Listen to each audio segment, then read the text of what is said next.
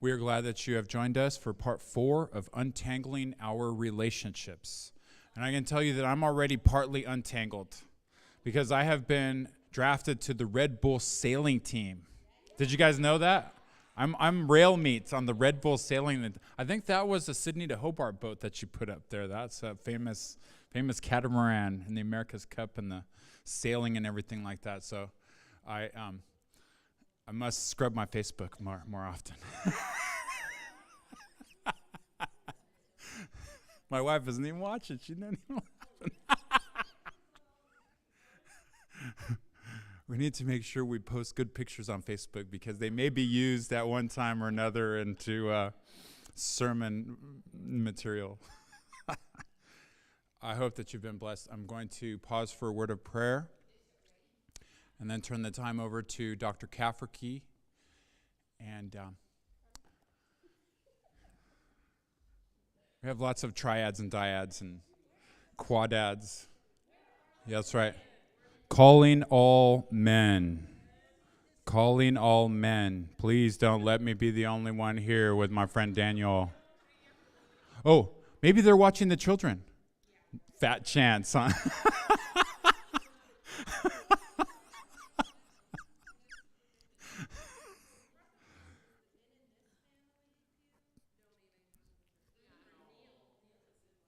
You picking up on that free information? Free information. Free information is everywhere. Loving God in heaven, we thank you so much for the men in our lives and for the women that we've been focusing on this month. And Lord, without you, we are nothing. And so we praise you for Dr. Cafferky's concepts and methods and knowledge, raising our awareness of how we can live in harmony with those around us. And we pray that you bless him with a word and a call from on high. Now in Jesus' name we pray, amen.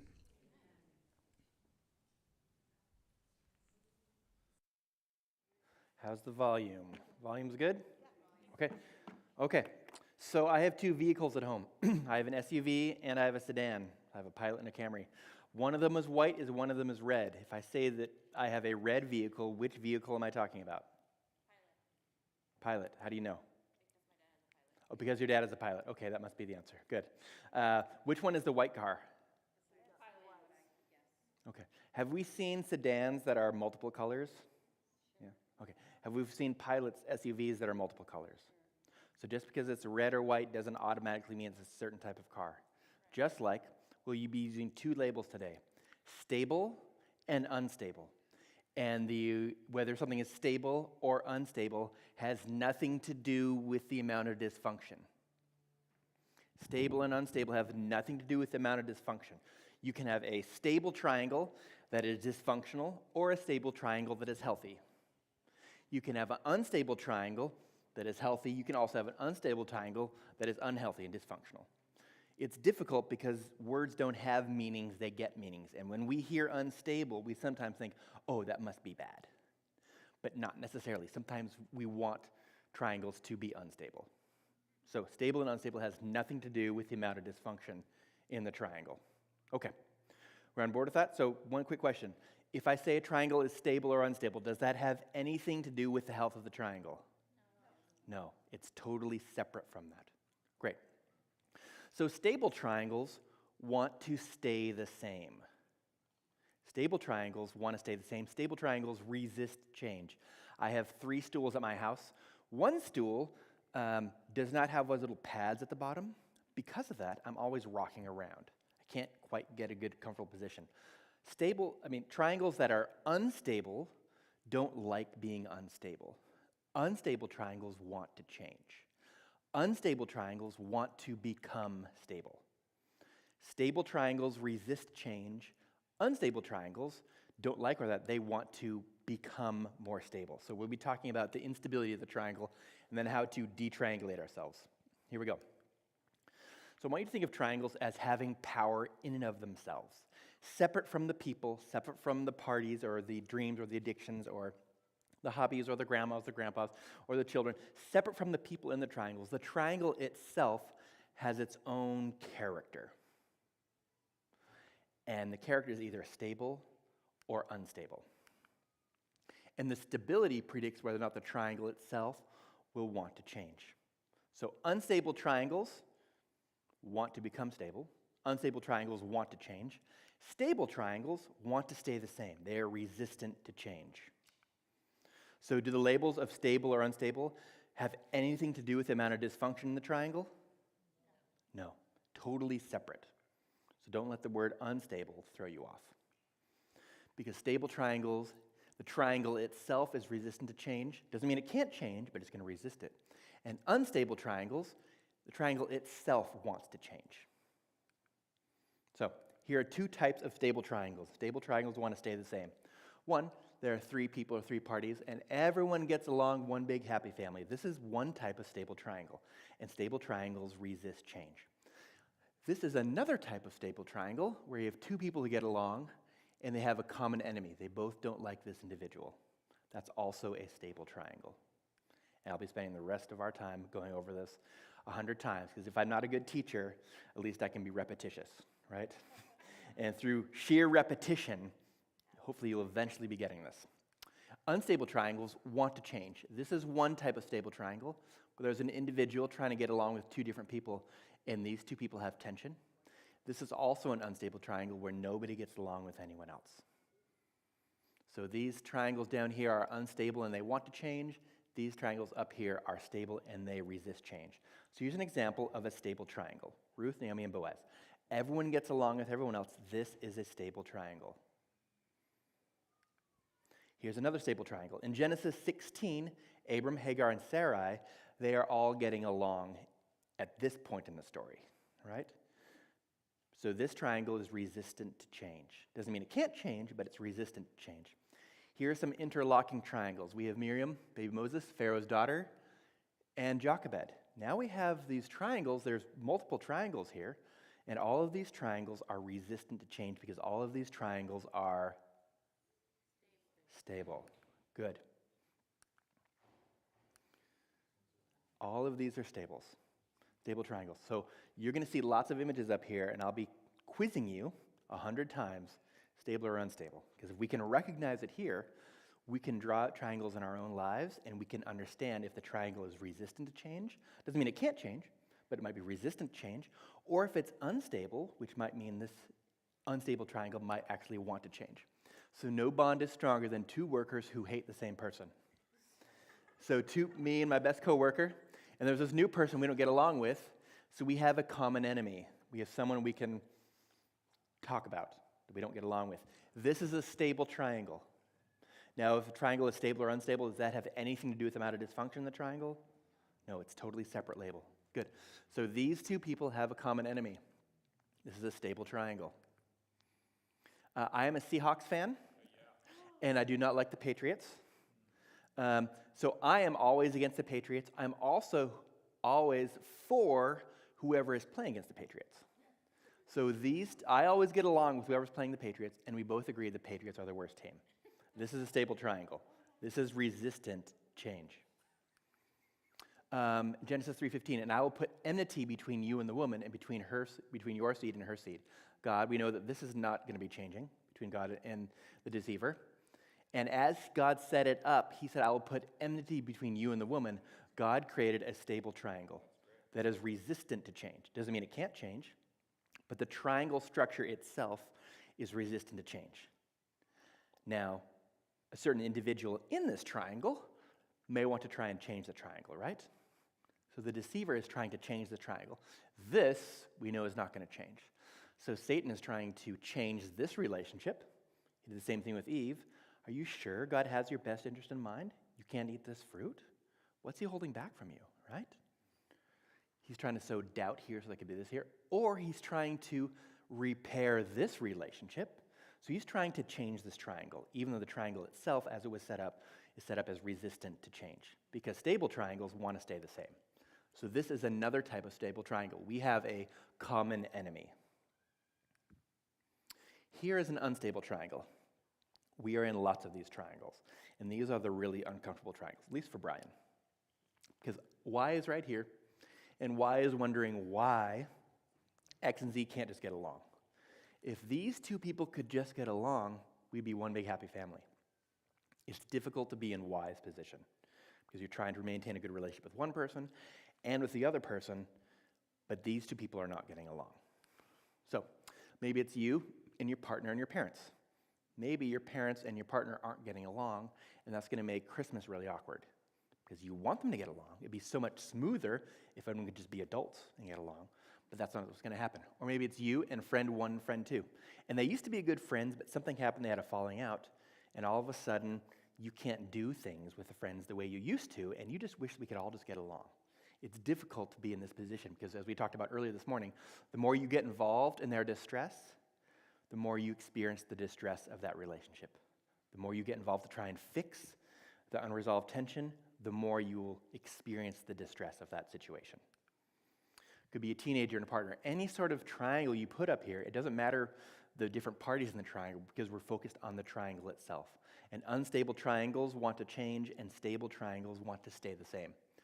So up here, we have the stable triangles, and at the bottom, up here we have the unstable triangles, at the bottom we have the stable triangles.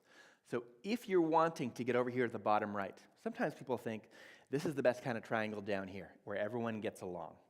Not necessarily. Sometimes it's better to be other triangles depending on what's going on.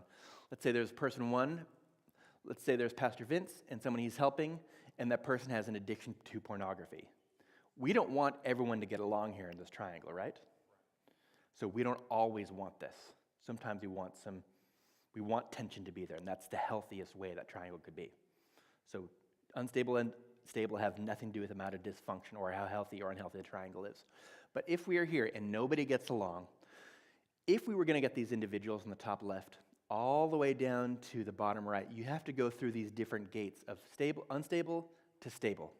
And if you're going to go from here to stable, you can get caught right here over and over and over because unstable triangles want to change, and unstable triangles don't always want to change in the direction you want them to.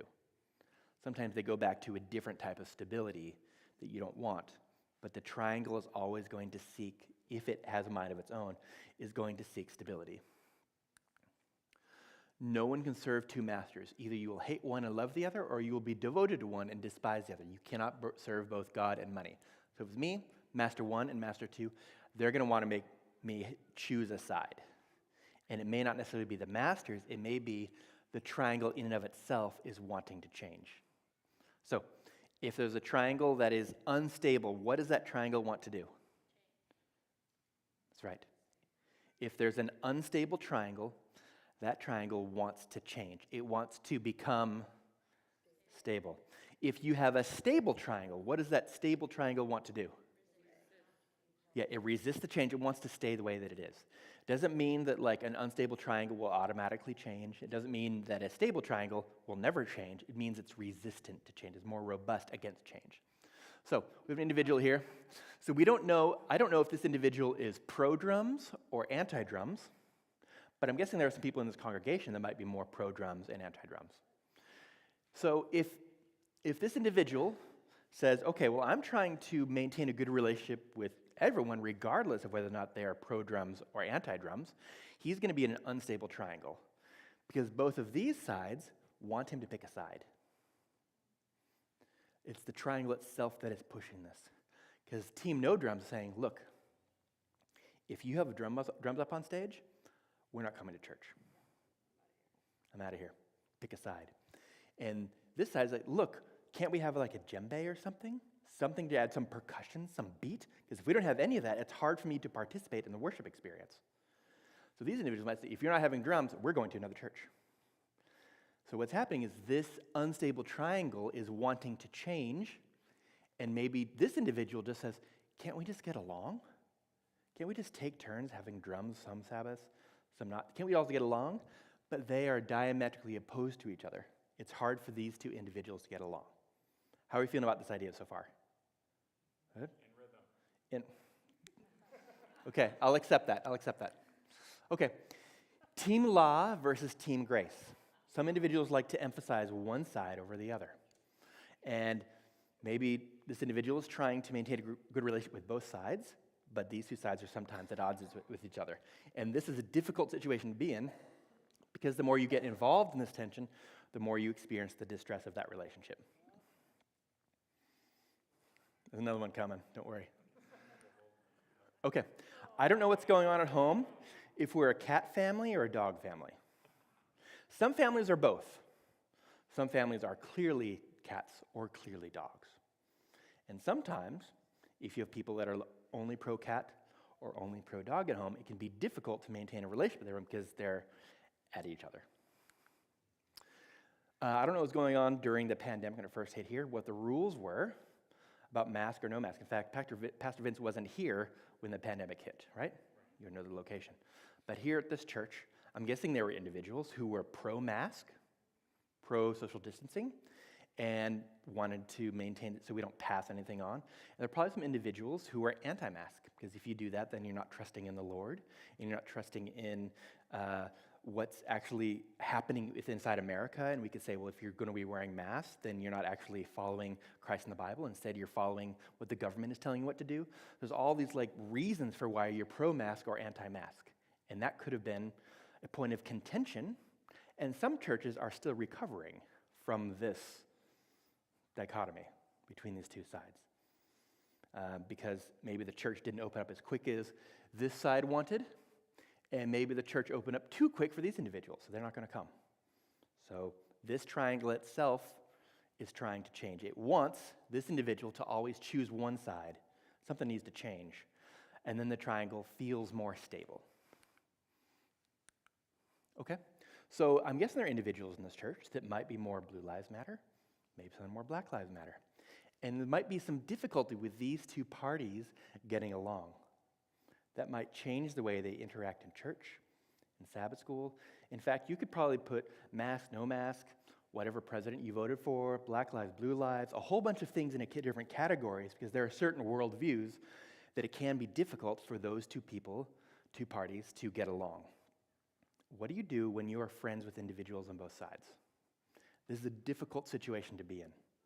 There's a lot of animosity and pain and difficulty. There's a lot of history here. And both sides are, for their own justifications and their own narratives about why they're on one side or the other, they're clearly on one side or the other. And so this individual has to decide, okay, do I choose a side, or do I try and maintain a relationship with both sides? Do I choose a side for myself, but also recognize that I'm in the role of pastor? This can be a difficult situation to be in.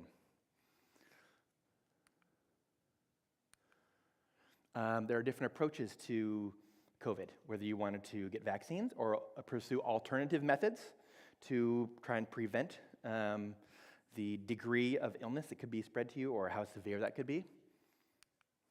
Maybe you see global warming as just God hugging us closer. Maybe you see global warming as just people hugging trees. So however you see your position often changes the way you see the other position. Yeah. So he was here before the carpet decision was made, and I'm happy to see that this is neither chartreuse nor burnt orange carpet. This church went with a different color scheme. Christmas, you're right, and I see the Christmas trees over here. But some churches really struggle between choices on carpet, and it can be really difficult when one side wants you to choose their side, champion them, and push the other side off to the curve. So now we are here in Genesis 21, and now this is different. What's different about this scenario in Genesis 21 that wasn't present in Genesis 16?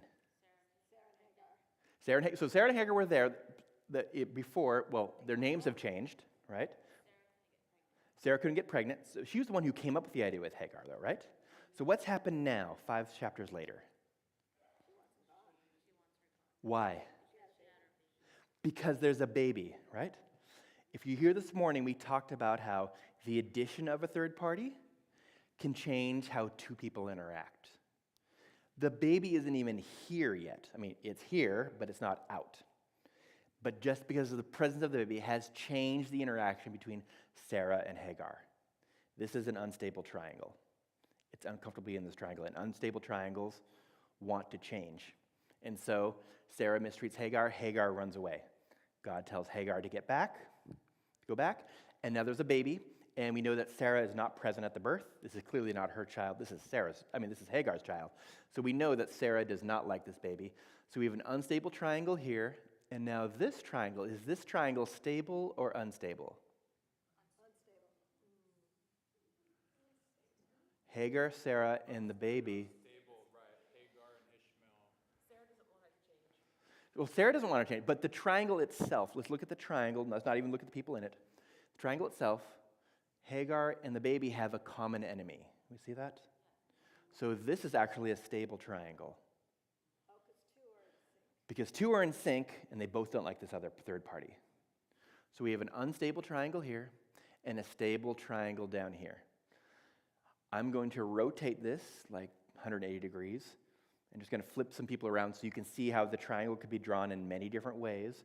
And we're going to find out Sarah's sweet solution to this difficulty she's experiencing. So here's Sarah, Hagar, and Abraham. We're going to bring in Isaac now, and Ishmael. And we know Abraham appreciated his son. We talked about this last night. Appreciated Isaac, also appreciated Ishmael, did not want them to pass away, was worried about their well-being. We know Sarah likes Isaac. Sarah, Isaac, Abraham. Is this a stable or unstable triangle? Stable, good. This one is stable. How about this one? Hagar, Abraham, and Ishmael. Stable or unstable? Good. So two stable triangles so far, right? Look at that. Now, how does Sarah get along with Ishmael? Does not get along. There's some tension there. And we know that Ishmael is Isaac-ing Isaac later on in the story. So Isaac, Ishmael, and Abraham, is this a stable or unstable triangle? Unstable, because Abraham's trying to maintain a good relationship with Isaac, also with Ishmael, but Ishmael and Isaac are not getting along. So this is an unstable triangle. So unstable triangles want to change. Good. We know there's tension here. So now there's some more triangles here. Look at all these triangles. Hagar, Sarah, and Ishmael. Is this stable or unstable? So Hagar, Ishmael, and Sarah, this is a stable triangle because Hagar and Ishmael get along, but they both don't like Sarah. So this is a stable triangle. Sarah, Isaac, and Ishmael. Is this stable or unstable? This is also a stable triangle. Sarah and Isaac get along, but they don't get along with Ishmael. So we have a mix of stable and unstable triangles, and this looks like a mess, right? Yeah? So what is Sarah's sweet solution to the problem? Yeah, get rid of the people I don't like, right? Because if we get rid of them, then the anxiety will disappear, right? Right? At least we'll know where we stand, and now we just have one stable triangle left. So, by kicking someone out of the family, which is what the Abrahamic family like to do, by kicking someone out of the family, does that remove the anxiety? No, it does not. Getting rid of them actually helps solidify the tension between the two brothers, and you follow their lineage down millennia. Not been repaired. So getting rid of someone does not get rid of the anxiety, it just gets rid of the person. Anxiety is still present. Triangles are forever. Even if someone passes away or moves away, the anxiety we felt with that person, the unresolved tension, just gets redistributed amongst the rest of the remaining family members. And we'll see this later on in the story. After Rachel passes away, that's when Joseph's brothers decide they've had enough. They decide to sell him. So just because the tension between Leah and Rachel, just because Rachel passed away, does that mean the rest of the tension disappeared? No, there's still clear lines. Rachel's babies versus Leah's babies. And we know that Israel, Jacob, preferred Rachel and preferred Rachel's babies. So that is still present in the family. Okay. So this is an unstable triangle. Nobody gets along with anyone else. So Laban, Jacob, and Leah. Here's an example. Nobody gets along with anyone else. And unstable triangles want to change, correct. Again, if you're here and you're hoping to get here, you have to go through some stability, which is going to resist change, then some instability, but unstable triangles want to change, but they may not always change in this direction. Sometimes they go back and forth between here. So what does that mean? Triangles themselves have power. The triangle itself is resistant to change or is leaning towards change. And because of this, the triangles themselves will influence our interactions with other people. It's easy to blame the other person as being stubborn or obstinate or stupid, if I can use that word, or disrespectful or unrealistic, but it may not be the other person. It may be the triangle itself that is helping to resist the repair in that relationship, because stable triangles resist change.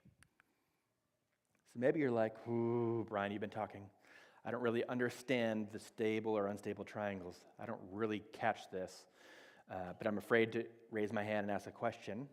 So we have an opportunity for a little conceptual check. Get in groups of 2 or 3 or 4, maximum 5, and try and answer these questions. What is the difference between stable versus unstable triangles? Can you draw or provide an example of a stable triangle? And then can you draw or provide an example of an unstable triangle? So go ahead and get groups 2, 3, 4, 5, no more than 5, please. And try and answer these questions.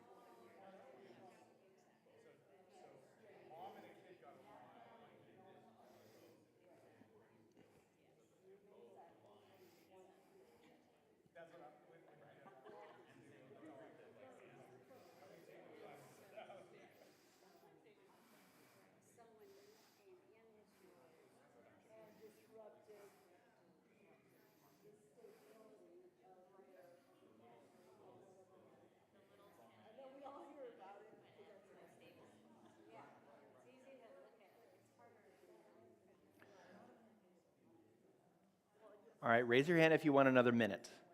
Raise your hand if you want, okay. I'm feeling generous. You get another minute.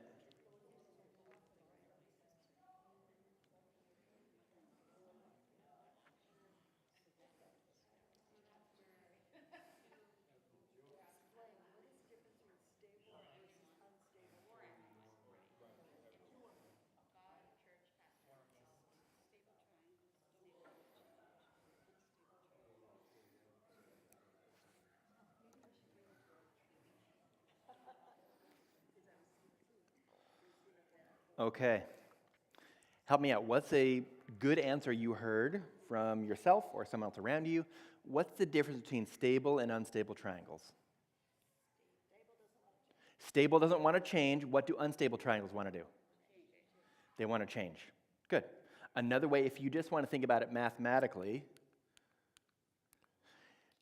unstable triangles have an odd number of legs that have a conflict. Here there's 3 that are unstable, here there's 1. Both these are unstable. If it's an even number of legs that have some tension, in even numbers, so 2 or 0, those are stable. So even number is stable, odd number is unstable. Good. Okay, can you draw or provide an example of a stable triangle for me? You did? Okay, tell me who's in it. Okay, and hopefully that's a stable triangle, right? Sometimes it's not.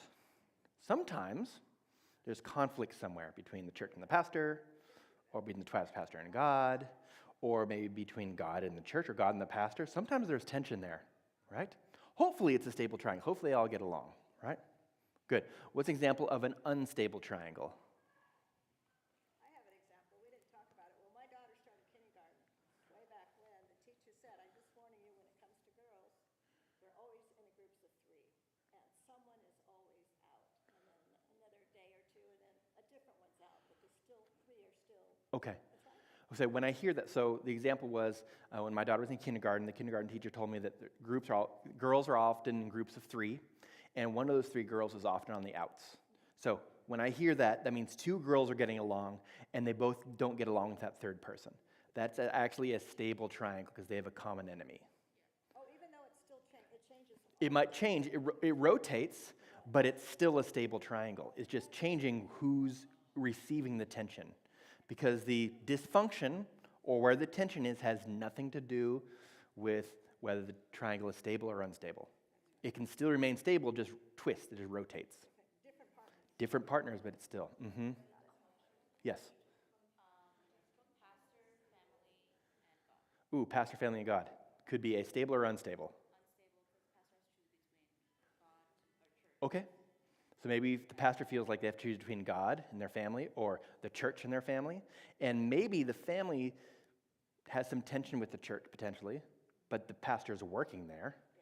The pastor has to maintain a good relationship with the church and with the family and feels like they have to choose a side if there's some tension there. Good, that's another example. Sometimes they all get along. So let's just notice that in multiple scenarios, you could have stable or unstable triangles, and that can change over time. But stability or instability is all about resistant to change or more open to change. So here's spouse A has friend A and friend B, and all of a sudden they're not getting along, which is sad because they all used to go to the local bakery and get a cinnamon roll, cinnamon roll Wednesdays. But all of a sudden these 2 people, they got upset because one person was supposed to pay, no, I paid you, no, you didn't pay me back, they got upset for some other reason, and now they're in this big huff and they're not willing to go together anymore. So bad news, spouse A can't go to the same place with these 3 individuals, all 3 together to have cinnamon roll. Good news, spouse can go on Monday to get cinnamon rolls with friend A, and then on Wednesday with friend B, so you get twice as many cinnamon rolls. So that's the good news. Yeah. So, but the bad news, we can't all go together. And friend A is saying, I can't believe you're still friends with them after they did this to me. Like, don't you know how they treated me? And the other friend is like, no, she's totally getting it wrong, or he's got it wrong. He doesn't understand everything. Like, listen to me. Is trying to get the spouse to choose one of their sides. So is this stable or unstable? Unstable. This is an unstable triangle. Because this person is trying to maintain a good relationship with both. Yes? I'm going to say this. One night,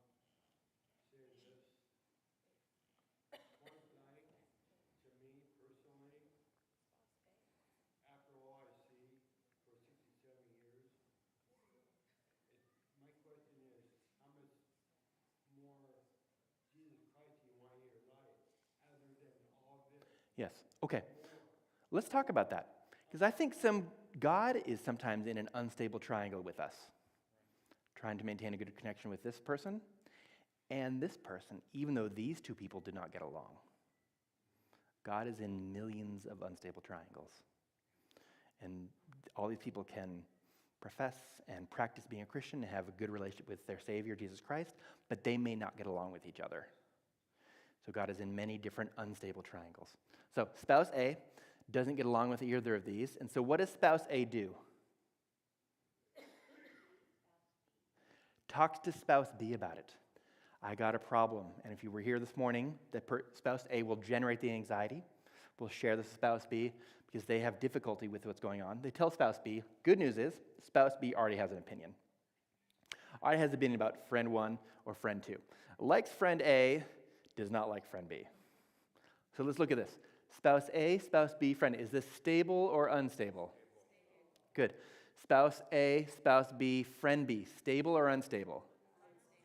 Unstable, because spouse A is trying to maintain a good relationship with both of them.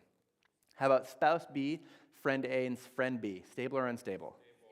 Stable, because you have a common enemy. And then spouse A, friend B, and friend A. Stable or unstable? Unstable. So there are 2 stable triangles here, 2 unstable triangles. Wow, why is Bryan putting us through our paces here? Because we're going to be getting to more complicated families in the story of Abraham. So we got to be able to do it here before we go on to those families. All right. So let's say there's a parent of spouse B, and spouse A and spouse B start to experience some conflict. And it's too much for them to handle. So spouse B does the smart thing and talks to their parent about it. Talks to their parent and says, do you understand what happened, what my spouse did to me, how they treated me? And this parent, of course, is going to side with their offspring, right? Oh, they did what to you? Oh, they're in the wrongs. They need to apologize. They need to get their act together. So parent of B, forms this other perception of spouse A. So is this stable or unstable? This is stable. Luckily, spouse A also has a parent. So, well, if you talk to your parent, I'm going to talk to my parent. Can you believe what this person did to me? And then they talk to their parents? That should never be happening. So all of a sudden, parent A also forms an opinion about spouse B. Is this stable or unstable? Good. Bad news, parent of A and parent of B have their phone numbers, and they're on Facebook together. And they start to get chippy. So they don't get along. So parent A, parent of B, spouse A, is this stable or unstable? Let's try it again. Parent A, parent B, spouse A, is this stable or unstable? This is stable because they have a common enemy. How about parent A, parent B, and spouse B? Stable or unstable? Stable. Both spouses and parent B, stable or unstable? Stable, the common enemy. How about parent of A and both spouses? Stable or unstable? Stable.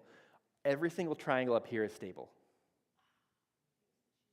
which means this is resistant to change, and we can see the line right down here, right? So stable or unstable has nothing to do with matter dysfunction. It's just about whether the triangles themselves are resistant to change or open to change.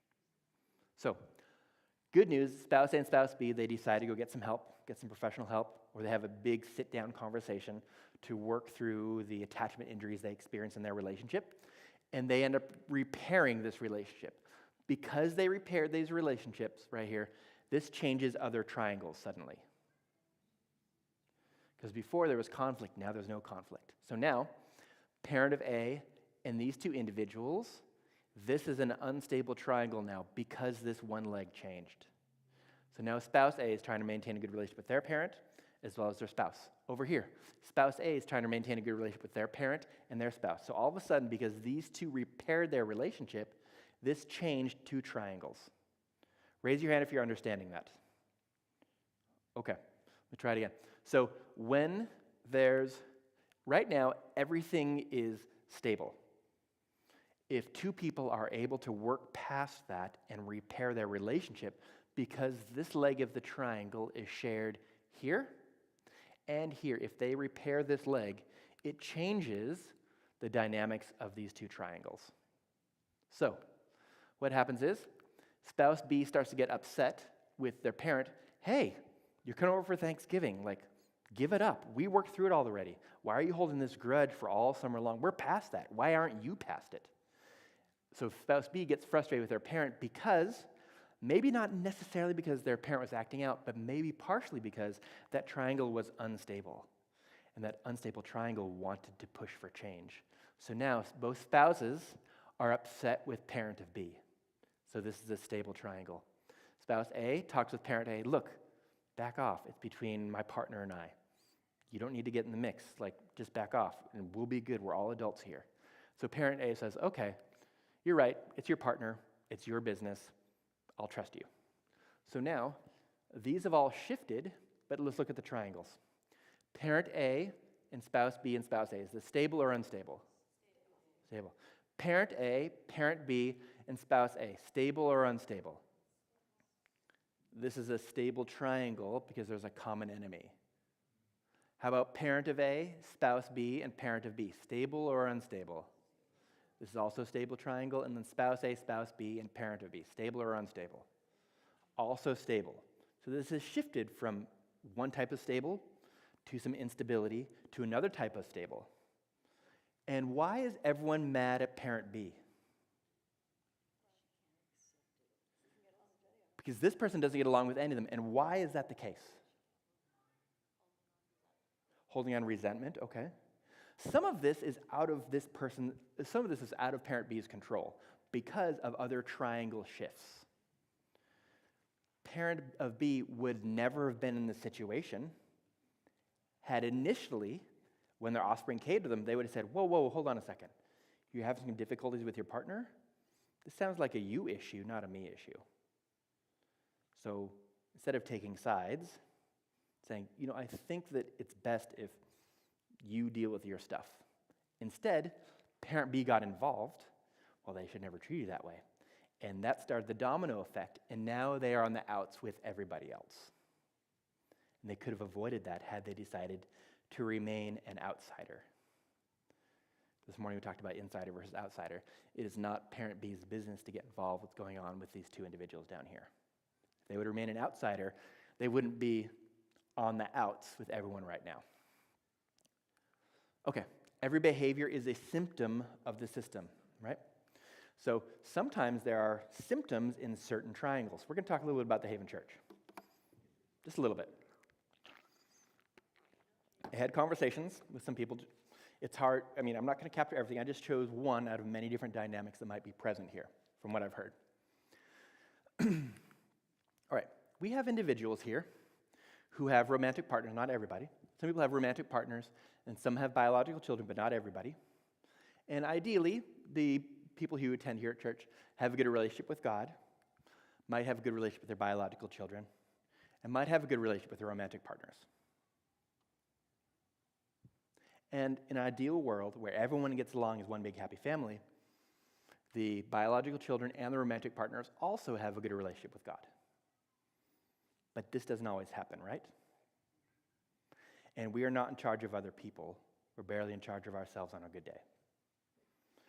So what happens when these children grow up to be adult biological children, and maybe they have some of their own kids, and maybe they have their own relationship with God that's different from our relationship with God.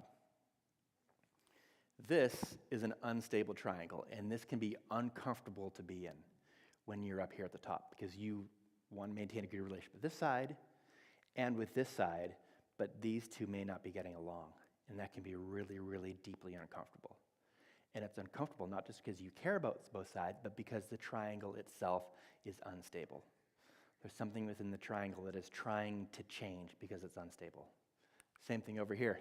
Maybe you're with a romantic partner and that person doesn't get along with God. And so there's tension there. And you're trying to maintain a good relationship with God and your partner, but there's tension between them. And so you are in an unstable triangle again.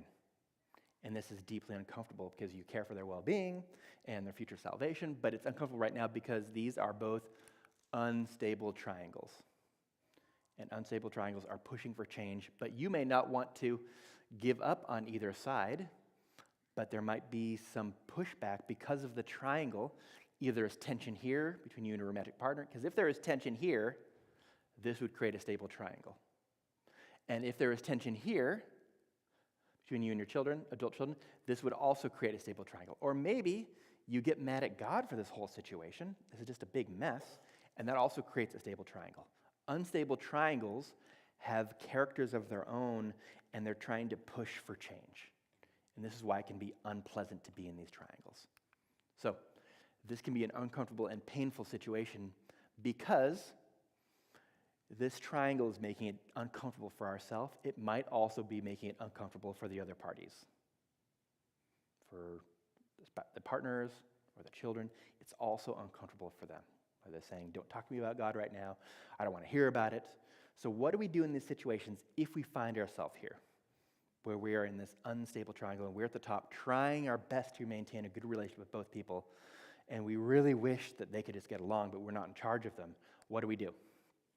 Some of this discomfort we're experiencing is due to the nature of the triangle and the extent to which you become responsible for or try to change the relationship of two others, the more you'll experience the distress of that relationship. We talked about this earlier. If you're on the outside position and there's tension between these two individuals, the more you go in and try and force them to get together, the more you'll experience the distress of that relationship. So that is one option, right? One option is to try and get in the middle and try and force that to work out. It may not work the way you want to, and may not have the outcome that you want, but that is one option, one thing you can pursue. Ellen White has this method right here. Christ's methods alone will give true success in reaching the people. The Savior mingled with men as one who desired their good. He showed his sympathy for them, ministered their needs, and won their confidence. He bade them follow me. So let's break that down. Let's slow it way down. 1, we can mingle with people as one who desires their own good. So recommendation here, if you find yourself in this sort of unstable triangle, you interact with them as someone who genuinely desires their own good. That's the first thing. Second thing, sympathize with them. Now, this morning we talked about how you could generate or amplify or dampen, right? If you're sympathizing with someone, you end up being a dampener because you're listening to what's happening with them, you're connecting with them, and you'll be able to create a safe space for them. So creating a safe space for them, second step. Third step, ministering to their needs. Not what you want them to have, but their own needs. Their needs might be different from yours. They might have different boundaries than you have. Respecting their boundaries, but still making sure you are creating a safe space for them and letting them know that you desire their own good. Those are all important steps. Because if people don't experience these three things, they won't want to have anything to do. Because after Jesus combined the first, second, and third elements, then he won people's confidence. And maybe you haven't necessarily won their confidence right now. Because maybe what you're doing, you have strings attached. I want to be nice to you. I want to take care of you. But I also want you to come and do this for me. We have strings attached. Why? Because we have our own wants, our own needs. And these triangles that are unstable are wanting to change, and that can be an uncomfortable situation to be in. Because the triangle itself is trying to change, but you're like, I don't want to sacrifice this relationship over here or run over this relationship over here, but it's really uncomfortable for me to be here in the middle. Then he bade them follow me. After these things were clear, then he won their confidence, then they were open to change. If we find ourselves in these triangles, we can't control other people. We can only control ourselves on a good day. We can take care of them, we can minister to them, we can meet their needs, but we can't force them to make certain decisions. As an adult, I try my best to help my two daughters when they're confronting each other. So 5-year-old and 1.5-year-old. Sometimes they fight, and sometimes I'm so upset that when I talk to my 5-year-old, we're going to go apologize right now. Not very effective. We're going to go apologize. No. Say you're sorry. I start to get upset. Say you're sorry, Penelope. No, I'm sorry. Like, okay, is that an apology? No, I just checked off the box, and now we're even more upset, right? So if I have a child that is unwilling to apologize, I will try and take her, and I'll say, if I'm in my best space, we'll talk about how frustrating this is and how your sister hit you and you're upset, whatever that is. Like, okay, do you feel like apologizing right now? Do you want to say sorry? No. Okay, that's okay. I'll find the voice for you, so I'll speak for you. So let's just come over here, right? Phoenix, which is my younger one. Phoenix, we're sorry that we hit you.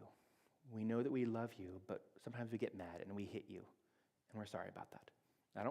In my best self, I'm not forcing my 5-year-old to say those words when she's not ready. Likewise, if my 1.5-year-old does something to the 5-year-old, I'll do the same thing. Do you want to go apologize? Like, she's still upset. Okay, it's okay. Well, I'll go use my voice for you. Right? So I'll teach them, I'll model it, so it doesn't matter.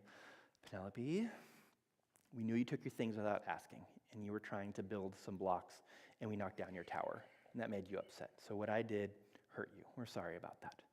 So start to model that sort of thing. Now, as they get older, I'm going to become more and more hands-off, right? I'm not going to take my 3-year-old daughter, come over here, you're going to apologize to your 18-year-old, sit on my knee. Okay, you don't want to apologize? Well, I'll use my voice for you since you can't do it right now, right? That's not going to be helpful. So at different age levels, developmental levels, different things are appropriate. And if we have adults who are making their own decisions, it may not be appropriate to come in and apply pressure to force them or guilt trip them to do things they don't want to do, because they can become more resentful of that. Just like my 5-year-old doesn't like it when I try and force her to say the words, I'm sorry, out of her own mouth. How are we feeling about this idea? Okay. So we can't control other people, only control ourselves on a good day, but it can be a challenging situation to be in when you really care for what's happening. But every behavior is a symptom of the system, and these behaviors you don't like, might just be symptoms of other things that are happening, whether societally, or in their own sphere of life, or at work, or at church, whatever it is, we don't necessarily understand everything. And they might also be caught in other triangles that is preventing them from doing things that maybe part of them wants to, but the larger structure of all these interlocking triangles makes it difficult. Let's look at this story in Genesis 30. It's about to get crazy. Here we go. Jacob, Rachel, and Leah. Who did Jacob prefer? Rachel, good. We know that. Good. Get along with Rachel. and did not get along with Leah. There's tension there, right? So how do you think the two sisters get along? No. So is this stable or unstable? This is stable. They have a common enemy, Leah. Leah's on the outs. How about Jacob, Joseph, and Rachel? How do you think they get along? I think good. There's another stable triangle, just a different type of stable triangle, right? 2 stable triangles so far. We know there's tension between Leah's sons and Joseph. That's clear, right? Leah probably prefers her sons because she takes care of them. So, I put the stable up too quick. Leah's sons, and Joseph, is this stable or unstable? This is stable. Rachel, Leah, and Joseph, stable or unstable? Stable. How do you think Leah's sons feel about Jacob? It's their dad, but their dad is preferring their mom's sister, has preferences for Joseph, clear preferences. So my mind, and after Rachel passed away, Reuben went and slept with Bilhah, the concubine of Rachel, and they were upset with how Jacob did not stand up to the sexual assault of their sister. There's some tension there. So this is tension here. So Jacob, Leah's sons, stable or unstable? This is stable right here. Jacob, Joseph, and Leah's sons, stable or unstable? Stable. Everything here in this family is stable right now, which means every triangle is resistant to change. There's a lot of dysfunction though, right? It's because stable and unstable has nothing to do with the amount of dysfunction. And in this situation, there's a whole bunch of stability. So what happens next in the story? Rachel passes away, right? Rachel passes away, and Benjamin comes at the same time Rachel passes away. But just because Rachel passes away, does the anxiety and unresolved tension disappear from the family? No. In fact, just usually gets redistributed amongst the rest of the family members. It's only after Rachel passes away that Reuben sleeps with Rachel's handmaid to show Jacob that Jacob can't do anything about it. It's after this point in time that the sons actually try and kill Joseph, then they decide to sell him as a slave down to Egypt. So only after Rachel passed away this happens. So just because someone leaves the family doesn't mean that the anxiety passed away. It just gets redistributed amongst the rest of the family. So this is all stable. Everything is stable right now. But later on in the story, remember that we talked about this last night, how the brothers go down the second time to get some food from Egypt, and they bring their younger brother Benjamin, and they go down and they see Joseph. They don't know it's Joseph, who's the viceroy of Egypt, and he sets them in birth order around the table, and he gives Benjamin 5 times the amount of food, and they go, wow, how does he know all these things? And then he sends them away with their goods, with their food back to Egypt, and as they're halfway there, he tells his servant, run after them, stop them, because someone stole my divination cup. Actually, he was the one who planted it. So the head servant comes, stops the brothers. Okay, someone stole the viceroys of Egypt divination cup. One of y'all must have it. And all the brothers say, oh, it wasn't me. Nobody has it. For sure, look in all of our sacks. So the servant looks in all the sacks, all the way down to Benjamin, finally opens Benjamin's sack, and lo and behold, the divination cup is there. At this point in time, if this was still happening in the family, the brothers could say, well, I guess our father's favorite son that we don't like stole the divination cup. There's nothing we can do. Sure, take him away. Instead, they tear their clothes, right, as a sign of protest. So something has happened in this family from the time when they sent Joseph away down to Egypt, and by the time they're experiencing this famine, the second time they come back down to Egypt, when Joseph calls for their brother to come. Something has shifted in this family system. So here's Bryan's best guess. This is reading into the text clearly. This is not gospel truth. This is how Bryan thinks this would have happened. After Rachel passes away, there's only one spouse left, right? Leah. And we know that Jacob, when he's buried, he requests to be buried with Leah, not Rachel. So he wants to be buried with Leah, even though that's his non-preferred wife. So something must have happened down the road for him to choose to be buried with Leah, not Rachel. So in my mind, something might have been repaired here. And if you change one leg of the triangle, it changes other triangles automatically. So all these stable triangles now become unstable because Jacob, Leah, and Benjamin suddenly are in an unstable triangle. And Leah, Jacob, and Leah's sons are now in an unstable triangle. The next thing I could see is happening because of the instability.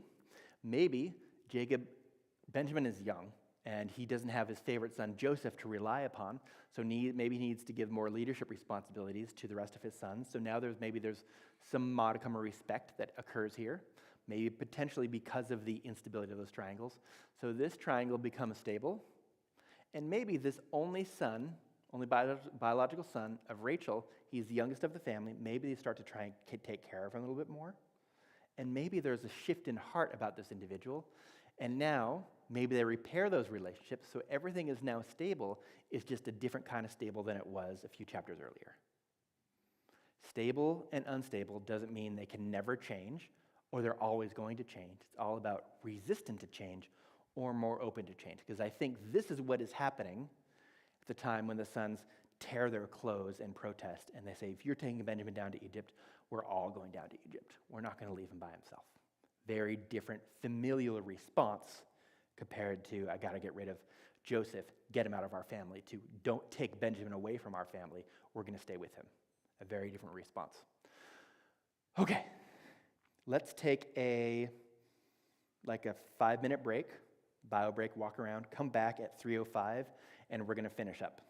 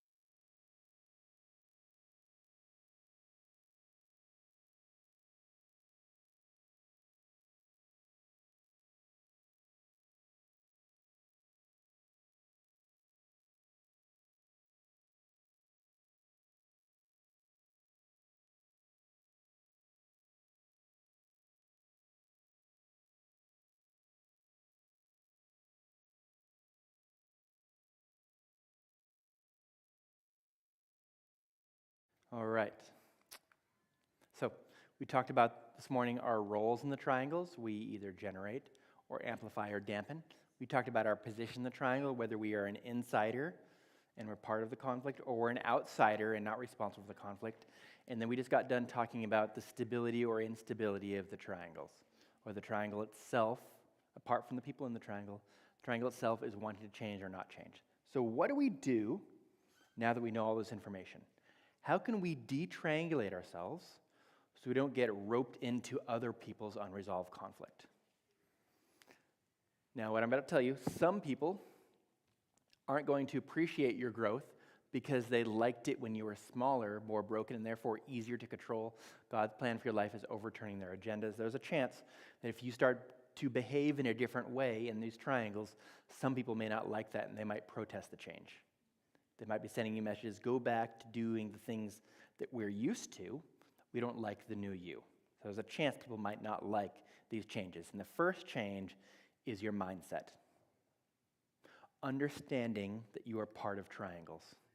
Understanding that you cannot completely avoid triangles, but you can change the way you participate in those triangles.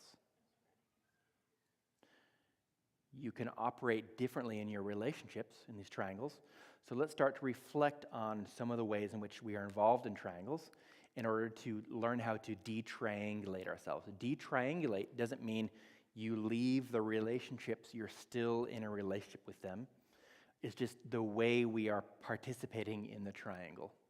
So, before you do or say anything, remember that there's a chance you might be absorbing or catching their anxiety, their unresolved conflict that was not yours to begin with. There's a chance you are catching whatever they bring to the triangle itself. They are generating this anxiety, and you might be catching it, and now you're reacting to that anxiety, even though it was not originally yours. It's theirs, but you're catching it from them. So when you suspect that what they're sharing is not your problem, and then you know that the anxiety does not belong to you, I want you to keep this in mind. Okay, I think I might be catching their anxiety. Before they walked into the room, before they called me, was I feeling anxious? If the answer is no, then you're catching their anxiety.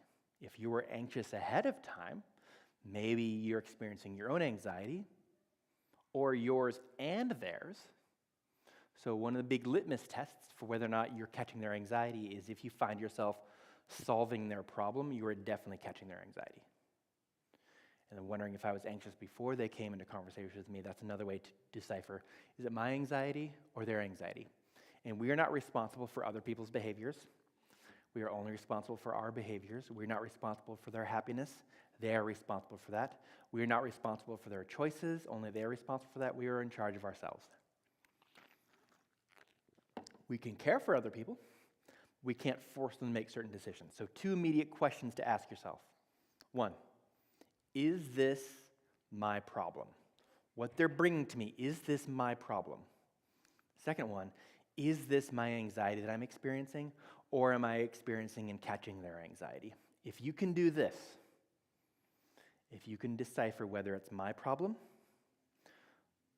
or their problem, my anxiety or their anxiety, those are 2 huge steps to helping you figure out what you want to do in the triangle. Now, at the very beginning of the presentation this morning, I talked about how when it comes to safety or well-being, this might be different, right? But if safety and well-being are not on the table, then I want you to consider, okay, is this my problem or their problem? My anxiety or their anxiety? And then 2 important tasks to do. Draw out the triangle. Why? You slow the process down. Here's where I'm at. Here's where they're at. Where they're at. Here's the issue we're having disagreement over, or the hobby, or this other person we're disagreeing with. Draw it out, figure out if it's stable or unstable. See where you are at in that triangle, so you have a really good idea of what's actually happening here. And then make a lesson plan. Make a plan for what you're going to do next time they come to you, because this is predictable behaviors. You're probably going to get triangled again into different triangles. So make this lesson plan. The next time this happens, I'm going to do such and such. I'm going to do this instead of just catching their anxiety and solving their problem. This might mean you have to set boundaries. Some people are not going to like your boundaries, right? So people are going to be upset that you have specific boundaries, and they may not like that. So just be aware that they might protest these new boundaries you're creating, but one of the first things I want you to do is make sure you're making yourself clearly in the outside position. You can tell yourself, I know what's happening here. They're trying to rope me in to solve their problem. They're anxious. They're looking for someone else to help them feel calm. And they think if they can share it with me and I can come and fix their problem, they'll feel better. But I need to remain on the outside, not making judgments, not coming in to rescue them, and I'm not going to keep secrets either, because that can be a way that anxiety can be bound up in the system. So I am the outside position. It's their problem that they are bringing to me. It doesn't automatically mean that it's my problem.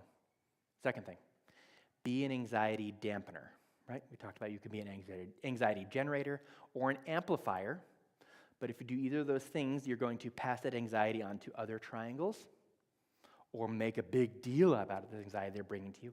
So be an anxiety dampener. Okay.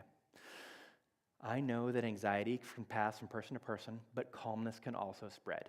So I'm going to take care of myself.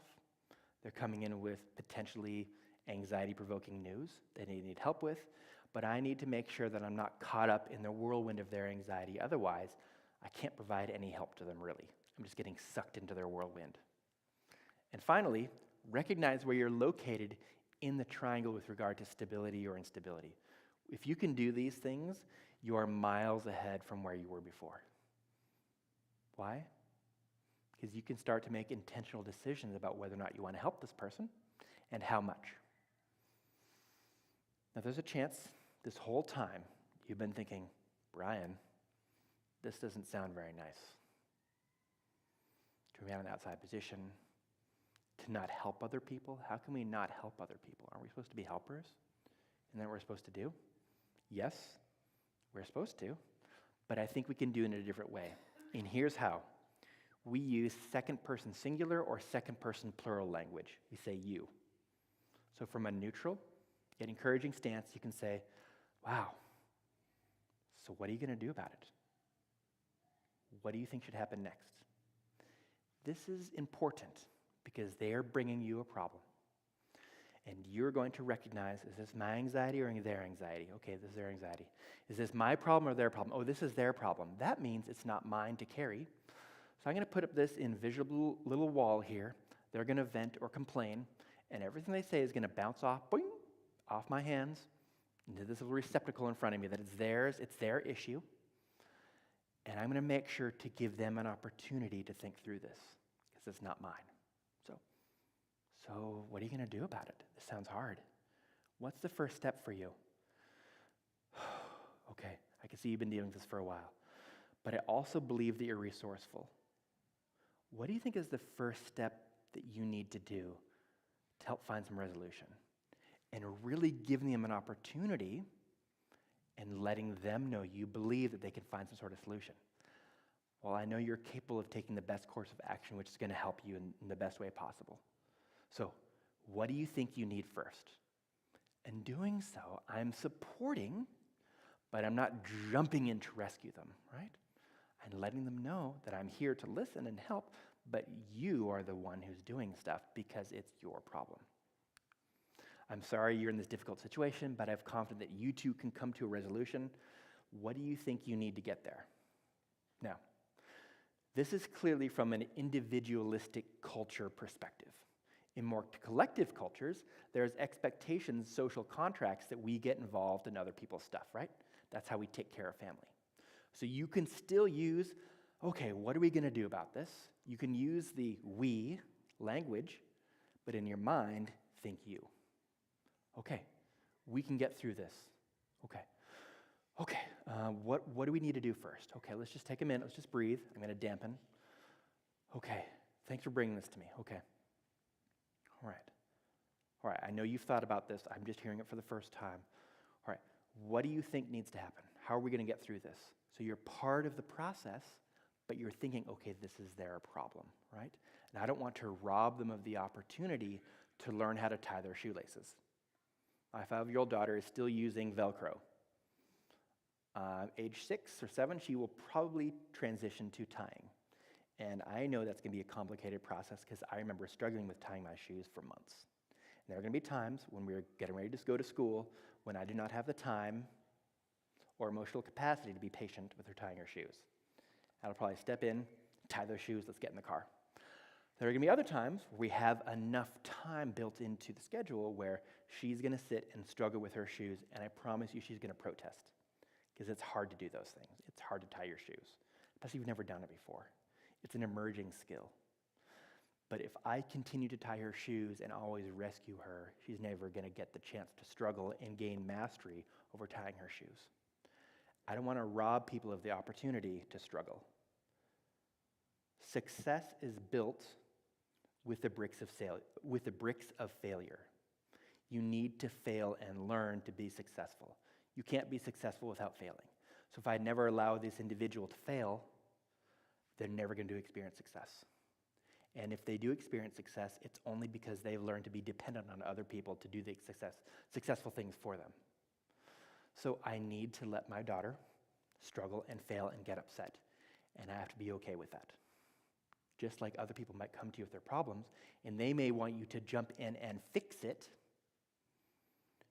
Why? Because they want to feel calmer. That's what they want. You can still help them with the calm piece by being a dampener. Say, okay, we're going to get through this. Okay, thanks for bringing this to me.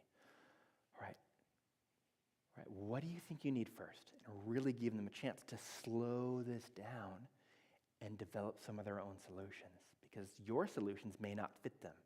Just like King Saul, when Goliath was there in the field and David came in. It makes sense to give a little boy some protection, right? Here, put my armor on. At least you have some protection. But that armor did not fit David. So to force someone to wear what you would do may not fit them or their values. And then if it backfires, who are they going to blame? You, because it didn't work. It's much better to let them fight in their own armor and help them think through what this would look like for them. You're not abandoning them. You're not a cold-hearted robot. You're not going to say, I'm the outside person. Bryan said I can't help. You can be there. You can dampen. Okay, so the anxiety is lessened, and help them think through this so they can start to develop some of their own choices and come away with some of the confidence that, hey, someone believes that I can handle this. And that's a big deal. That's a big deal. If you can start to support and facilitate some confidence over handling the situation instead of jumping in to offer a solution, you're really helping them learn how to manage not just this situation, but other situations. And if you change your behavior across the board, they're going to learn every time they come to you, you're cool, calm, collected, hopefully. Wow, this is a big deal. Okay. All right. What do you think needs to happen first? What's the first thing that needs to happen? And they're going to learn whenever I go to Bryan, he doesn't solve my problems, but I walk away feeling like I can do the next thing. I could do the next step. And Bryan's not there. He could be holding my hand or supporting me, but I'm the one actually tying my shoes. There are times you have to step in and tie their shoes for them. But most of the time, for most people, for most abilities, they can do at least some of it on their own. And if you're able to do this, then you're actually able to be on the outside and have a more objective perspective because you're not jumping into the mud.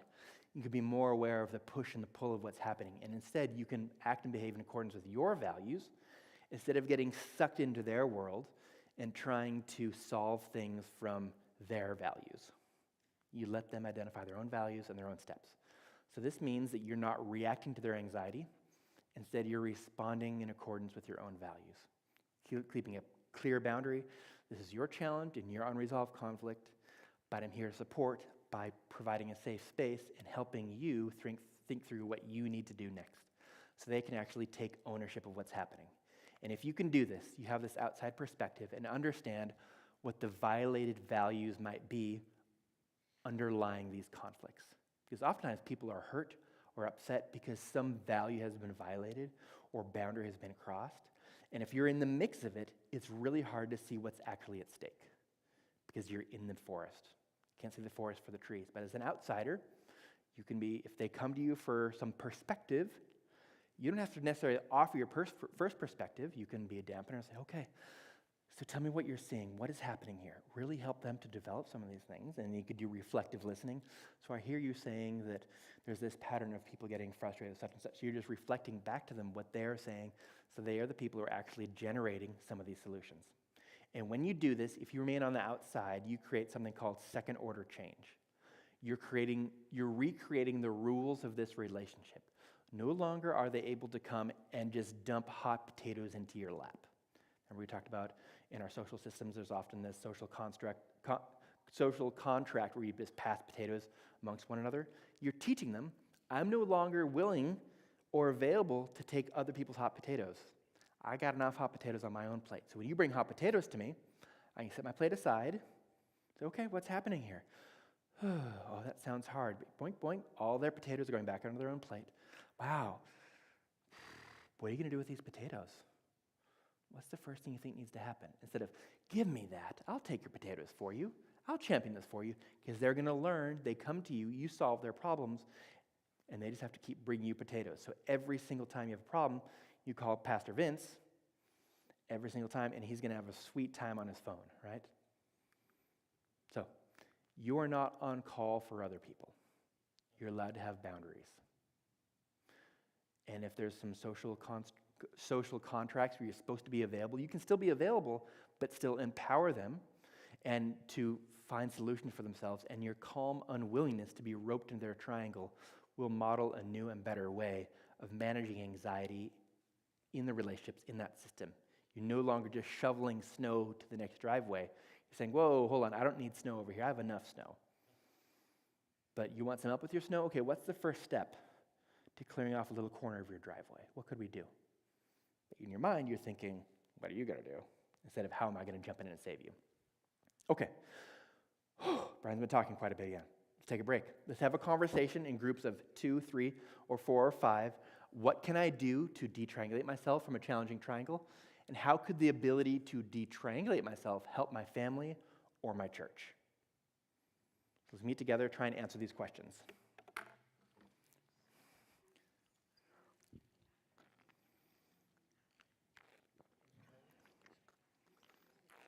Charlie's just a random person.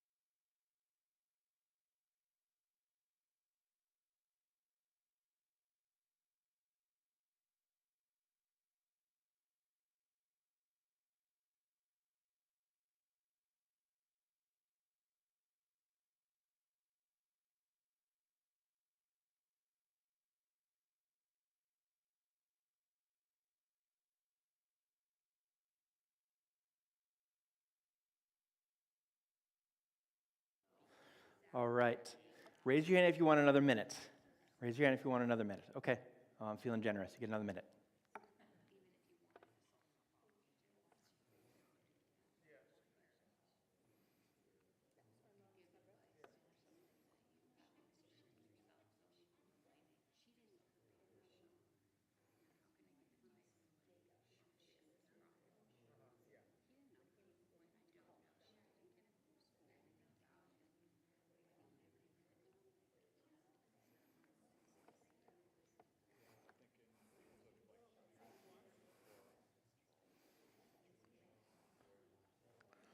Okay.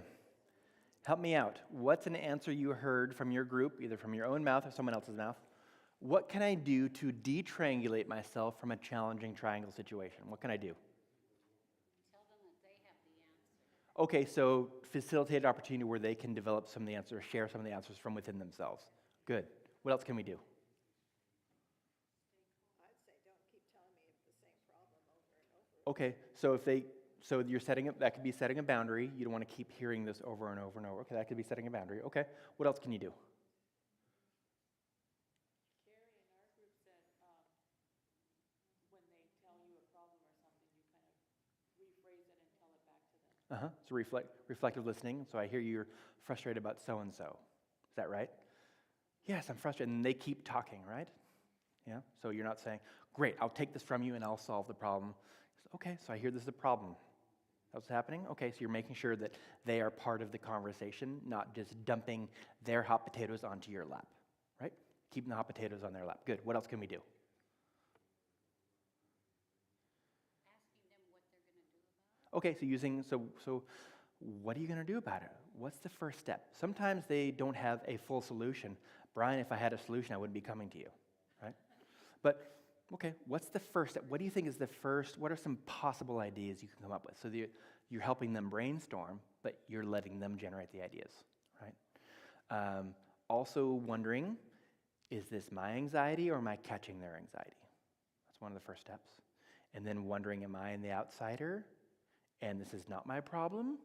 Or is this my problem? Because if someone comes to you and says, I have a problem with you, because of something you did or said or didn't do or didn't say, you can't say, well, I'm the outsider, I have nothing to do with this. When you are actually an insider, right? You're part of this. So recognizing if you're an outsider or an insider. Good. How could the ability to detriangulate myself help my family or help my church? It might avoid making a lot of stable triangles if you stay out of it. It might avoid making stable triangles. Are stable triangles good or bad? Well, they just don't want to change. They don't want us to change. And sometimes if there's negativity that doesn't want to change, That's resistant to change. resisting to change, especially in a church, we have a lot of unhealthy, stable triangles. There's a lot of unhealthy stable triangles at church and families, both. But you staying out of it, No longer willing to participate in the same way. Being a broker of our anxiety, taking hot potatoes. I'll take these and I'm going to pass on to someone else. A lot of potatoes probably come to Pastor Vince's office because he's the pastor. A lot of them will be coming that direction. Leave French fries. And then you turn them into French fries with some dipping sauce. Right, okay. Yeah. But you can learn to change the way that you are willing to be open to everybody's hot potatoes, or no, I have my own hot potatoes to deal with, because the more time I spend on your hot potatoes, the less emotional capacity I have for my own stuff. So I need to deal with my own stuff, which means I'm not willing to take everybody's hot potatoes whenever y'all want. But doesn't mean I can't listen and be supportive and be a dampener. So what do you think is the first thing you need to do with your hot potato? You need to wash it? Okay, so what's the first thing you need to do to be able to cool that down and really give them an opportunity to handle their own hot potatoes? So one last thing I want to point out. I finally found it after 15 years, the scroll of truth. You're catching their anxiety if you find yourself solving their problem. And they may not be happy to hear about that.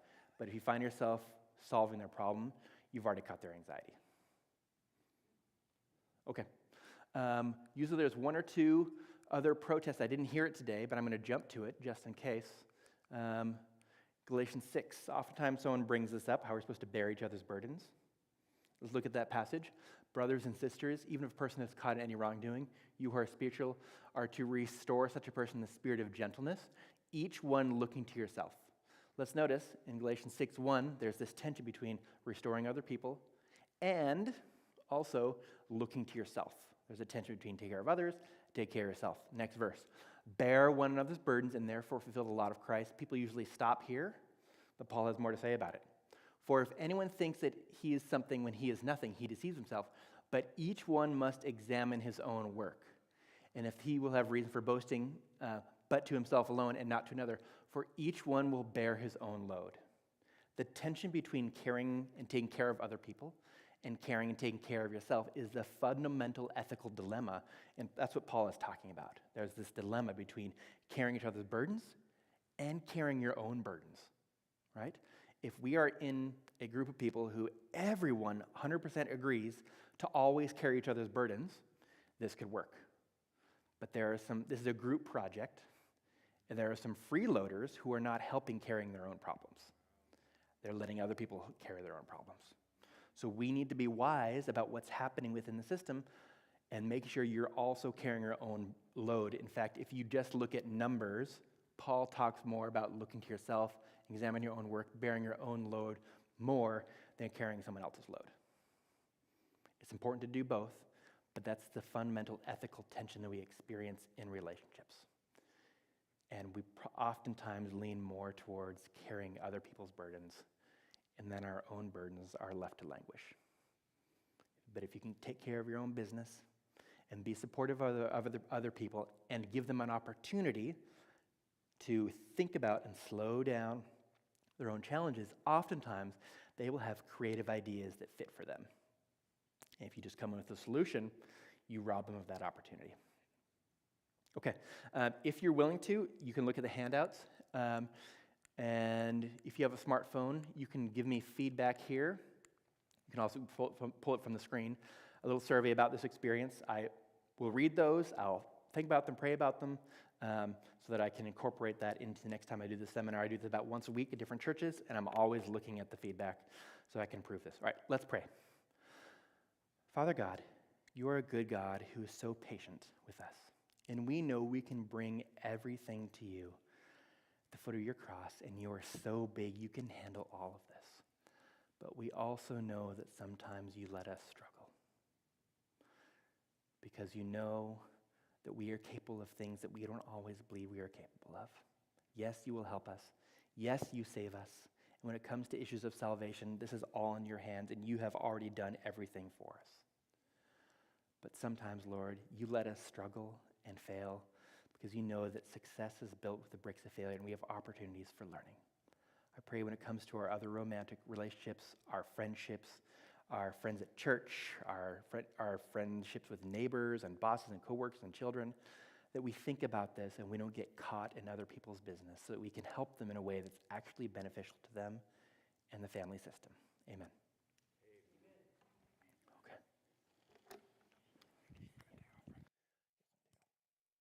Thank you so much for coming today. Bryan is going to race to the airport and catch a flight home. We bid him safe travels and safe work. Dr. Cafferky is on the faculty of Loma Linda. My mistake. There's a triangle we could talk about. Loma Linda, La Sierra. I've been blessed by this. I'll personally disclose to you that I have growth areas in regards to my awareness of the triangles.